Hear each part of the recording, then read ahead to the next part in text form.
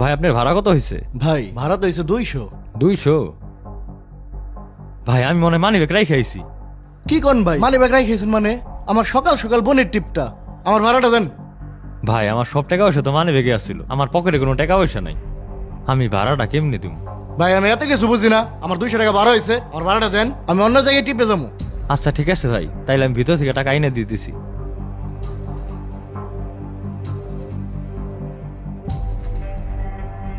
ভাই ভিতরে তো তালা মারা। তালা মারা তাই আমি কি করুম? সকাল সকাল আপনি নিয়ে বাইরে এলাম, কি ঝামেলা শুরু করে দিলেন। ভাই 200 টাকা আমার জন্য অনেক টাকা। হ ভাই বুঝতে পারছি, তাহলে আপনি একটু কষ্ট করেন, কালকে এই টাইমে এই জায়গায় এসে টাকাটা নিয়ে যান। এই জায়গায় সে টাকা নেবো? আপনি কি এই অফিসে চাকরি করেন নাকি? আপনার নাম কি? ভাই আমার নাম শাওন, আপনি এই জায়গায় আসলেই হইব। আচ্ছা তাইলে আর কি করার, কালকে সেই টাইমে টাকা নিয়ে যাবানি। আমি তো ওয়েট করতেছি আপনার জন্য অফিসের সামনে, আপনি আসলে উপরে যাব। আচ্ছা ঠিক আছে। এই তুমি এখানে অটো নিয়ে দাঁড়ায় রয়েছে কেন? তুমি জানো না এখানে নো পার্কিং এরিয়া? স্যার আপনাকে এই জায়গার একটা অফিসার রে কালকে নামাই দিয়ে গেছিলাম, ভাড়া দিতে পারে নাই, আজকে ভাড়া দিতে চাইছে, তাই এসে দাঁড়ায় রয়েছি। কি বলো, আমাদের এই জায়গার অফিসার তোমাকে ভাড়া দিতে পারে না মানে? তার নাম কি? নাম তো কইছিল শাওন, 200 টাকা পামু। শাউন? না, এই নামে তো এখানে কেউ চাকরি করে না। কি কোন স্যার, হে কইলো এই অফিসে চাকরি করে, আজকে এলে টাকাটা দিয়ে দিব।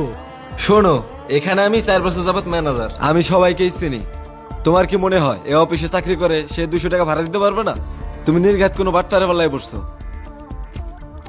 শেষমেশ ভাটপাড়ের পাল্লাই বললাম, কত কষ্ট করে টেহা কামাই, কালকে টিপ দিলাম ভাড়া পাইলাম না, আজকে আবার টেহা নিবে রাইছে, সময় নষ্ট। এই গরিব মানুষের দিমন কইরে কি লাভ পায়? ঠিক আছে, তোমার আমি 200 টাকা দিয়ে দিতেছি, তুমি অটোটা নিয়ে এখান থেকে চলে যাও। স্যার আপনি টেহা দিবেন কে? যেহেতু আমাদের অফিসের কথা বলে তোমার সাথে প্রতারণা করছে, আমাদের অফিসের রেপুটেশনের ব্যাপার, তুমি এই টাকাটা রাখো, তোমার কাজে দিবে। স্যার আপনি অনেক ভালো মানুষ। ভাই আমার একটা রুটি দেন তো। কি রে বাটপার, তুই এনে আমার হাতে 200 টাকা বাটপারি করে তুই এনে বসে বসে সন্দেশ খাস? না ভাই আমি তো বাটপারি করতে চাইনি, আমি তো আপনার টাকা দেওয়ার জন্য খুঁজছিলাম। খুঁজছিলি মানে? তুই কইলে আমার ওই অফিসের সামনে যাবেন, আমি ওই অফিসের সামনে যে খারেও আছিলাম, তুই তো ওই অফিসে চাকরিও করিস না, শালা বাটপার। ভাই আমি তো ওই অফিসে চাকরি করি না, ওই অফিসে আমার বাপে চাকরি করতো।